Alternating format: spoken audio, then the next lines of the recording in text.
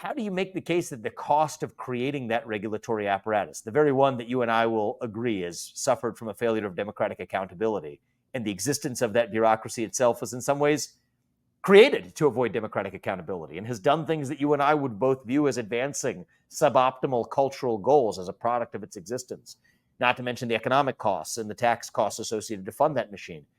How do you make, or what is even the framework for offering an argument that the costs of doing all of those things and the risks you take, including the social risks in the process, still outweigh the benefit of aiming for an alternative vision of the good?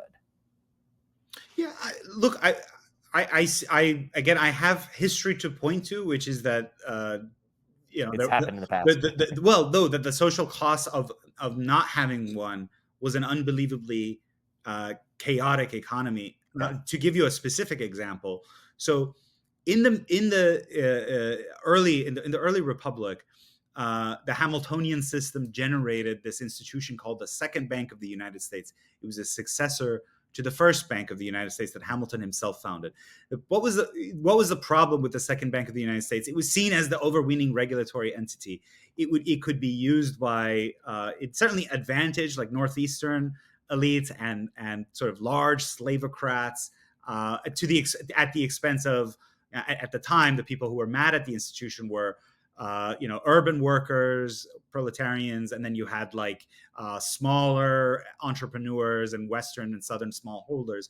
But what was the Second Bank of the United States doing? Well, it acted as a sort of quasi-central bank. It disciplined the flow of credit because it was the only institution whose whose notes were nationwide, whereas the others, all other state banks were limited by the state lines. And it was, being used again by the elites in some ways, but it also was doing a decent job of disciplining the flow of credit and ensuring a flow of credit in a new republic. The Jacksonians set out to reform this, but Andrew Jackson knew only one thing, and that was how to like wallop and smash.